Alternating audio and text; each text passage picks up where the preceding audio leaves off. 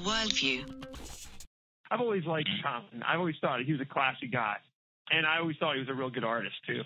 Selma, the theme song for Selma. Yeah, not enough to remember it, but I think I remember it in that movie. In that movie, right? yeah, it's like the walk-away song or whatever. You know, because there's a lot of racial stirring going on in the country, and a lot of it rubs me the wrong way because I think it's about power more than it's about people. It absolutely is. But his song.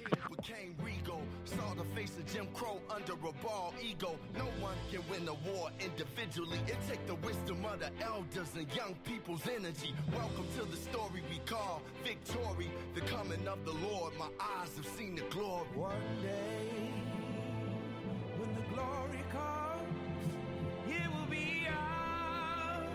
It will be ours. Oh, It reminding me of what King would have done. When this Common guy spoke to me is because I remember reading all about King when I was in high school, and I remember his approach to the injustice in his world and his approach to the just blatant problems that he had to face. And those problems are real. His approach was so unique. He decided to say, I'm going to plead to the universal things about every human being. I'm going to plead to the fact that we need to fear God. To treat men this way is against God's law. There's shame that stirs in you if you have a conscience. And King did it in a really interesting way. He spoke to these loftier things. He decided to take the high ground. And by taking the high ground, he convicted people of injustice. I need to give Common credit because Common and a lot of people like him are still doing that. Now it seems like what everybody's doing is just constantly looking for the one thing that can divide us and just hammering away on that thing. It's definitely about power. It's racial, but it is about power, and I think this is the issue. One of the things that I just did last week, I took my family to see Tecumseh. You ever seen Tecumseh? That's the famous Indian chief, or no? It was the Indians' last. He tried to unify the tribes. Tribes. Is that right? Okay, it's coming back. Yeah. Go ahead. So that was like their last, the tribe's last hope in fighting against the colonialization. You know, they got an outdoor play in Chillicothe. This is in the middle of the country, in the middle of, like, I'm talking about literally rows of corn stalks. You know what I mean? This is deep in the country, up in the hill. We got there. We were really, I didn't expect this, but we were the only black family surrounded by 1,000 white people. We're watching a play about the Native Americans fight against the white man. So that's what they call them. And so when we're watching it, though, you know, you get to realize that the times have changed. You see what I'm saying? Because 60 years ago, that may have been a hostile situation. You see what I'm saying? That, you know, we had those feelings that were internal. We didn't get any type of negative encounters at all. You know, everything was peaceful. People were friendly. In this on TV, you would think that we're living in this crazy divided society. But when you go out into the real world, you say this, Rondell, this is fascinating that you say this to me now because I just got done reading this article. And check this out. Tell me this stat isn't fascinating on the heels of what you just said. They went out and they asked all these different cities the same question. It was, are racial problems worse now than they've been in your lifetime? Everybody said yes, right? Then they asked this next question. This is fascinating. They said, are racial problems better or worse where you live? Listen to this. 72% of the people said in this survey that where they live, they're very confident that they would be able to overcome all these racial problems. That they were like, where they live, there isn't racial strife. But on the same token, they said that we're all divided. And that got me thinking when I heard that's because where we live is pretty good. You know, like we're able to figure it out. We're good. We're really good. We can relate to the issues we see on TV because we deal with it on a small level. But, you know, like Sandra Bland, for example, that really pissed me off. This is the woman that got pulled over by the cop, right? Yeah. And then she goes into the prison cell and she dies. She comes up dead, yeah. They claim she killed herself. You don't buy it? I just don't buy her killing herself. What's your theory? I don't know as much about it. I don't think that she would. I personally and this is just my personal thinking, but I don't think she was killed. I think she died of epilepsy. Then who did they did they put in the cell? Because I remember they have videotape of her in the cell. Nobody went into the cell. So who killed her? I don't know, but epilepsy. I thought you said on the ambulance. Oh, I see. Yeah, Epilepsy. I see. Epilepsy. Don't you have a seizure? Can't you have a seizure? Yes. You have seizures, right? That's an interesting perspective. Why wouldn't they tell everybody? Because she said in the video, if you watch the video in completion, when the cop slammed her down on the ground and she hit her head, she said, "You stupid! I got epilepsy, stupid." You said, "So? Well, female, she going all off, but she hit her head." You know what I'm saying? So I don't know. No, I mean, that's definitely possible. I don't know either. Have you ever heard somebody kill themselves from a small plastic trash bag? See, this is the thing, though, with these kind of instances. So there's another instance where this guy was jumping on cars or whatever, and some rookie cop shoots the kid or whatever. Now, I don't know a lot of details. This is just recently. Yeah, but I do. Some of this is because everything is so riled up right now. I'm telling you, man, people are losing their lives right now. Like, let's say I can't relate to this as a black man, and I'm not even going to try to relate to it. I don't have the history. I don't have the feelings. I just that would be intellectually dishonest. I know this for a fact because a lot of these cities are popping off. People are getting hurt. And what I'm saying to you is cops and everybody else are doing things that I think they otherwise wouldn't do because everything is riled up. For example, I'll give you an example.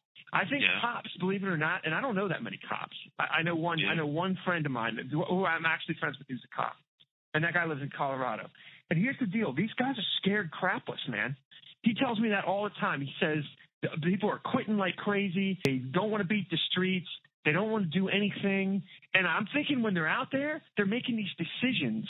They're just they're all emotional. Like their training's out the window. What they're thinking is, and I can't prove this. I don't even know if this is true, but I'm thinking they're thinking their life is in danger. And I think the young African Americans are thinking to themselves, every single one of these cops is going to shoot me and kill me. I think it's a vicious circle in some respect. As a black man, I mean, and I actually really going to just really speak for myself. I know there's a lot of brothers out there that feel the same way. I try to stay, ever since I've been single, as legit as I possibly can, you know what I mean, and make sure. And I don't give cops no attitude. You pull me over, it's yes sir. How you doing? Okay. Right. I don't care if I feel like I'm innocent. You know what I'm saying? Like, it was a situation. Yeah, you're thinking you're going to deal with the injustice of it on the other side of the incident. Yeah, right, I mean, right. And before I wasn't really thinking about being shot. I just don't want to go to jail. I don't want, to get the officer on his bad side. If anything, I'm trying to get on his good side. So, I'm trying to, if he's thinking about giving me a warning, I want to earn that warning. So I'm not really thinking about race. I understand. I know that. To be perfectly honest with you, I'm kind of thinking the same thing when I get pulled over too. But I know what you mean. I know what you mean. Now I know for a fact that a lot of times I'm pulled over because my blackness drew his attention. So when they see the black face in there, that's going to make them run a 50 on my car.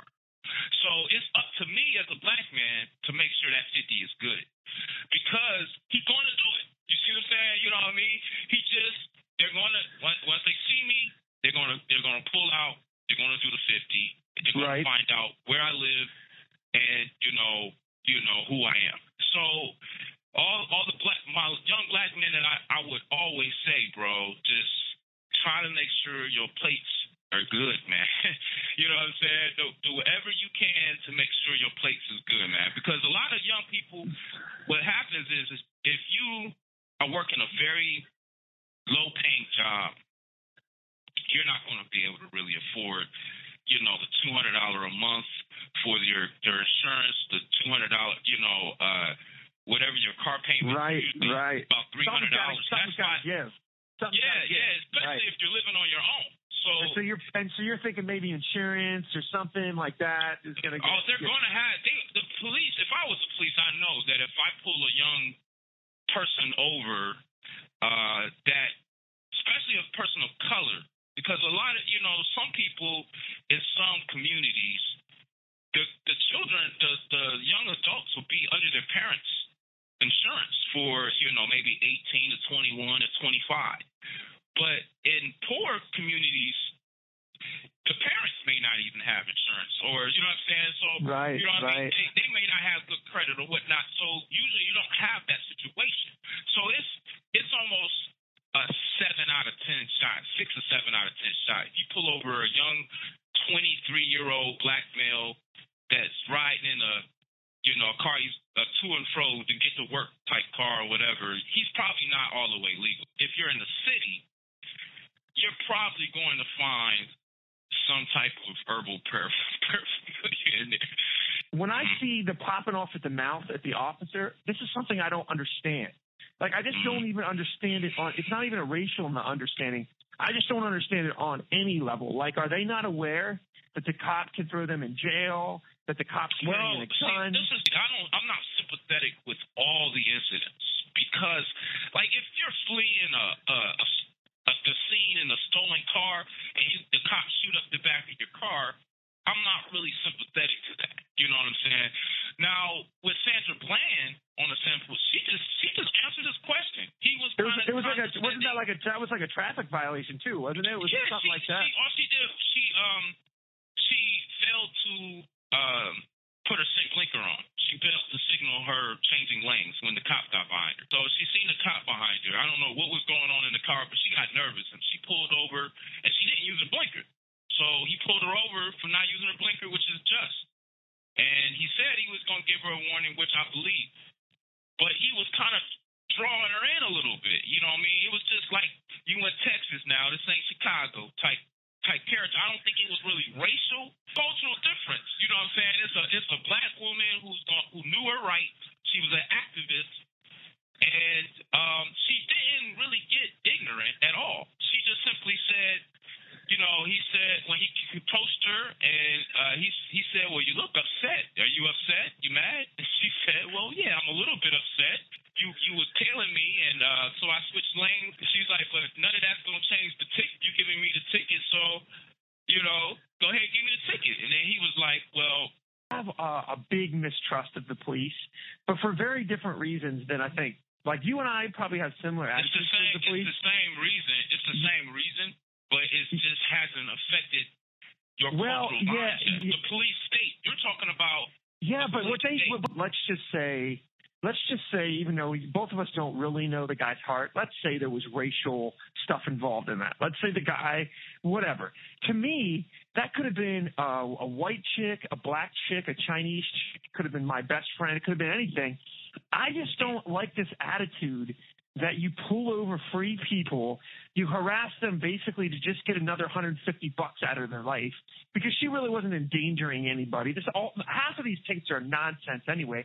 Half of these fees we got to pay to the state so we can drive our own car so we can make a living, and then they fine us if all the little T's aren't crossed and the I's aren't dotted. All this stuff really, really annoys me.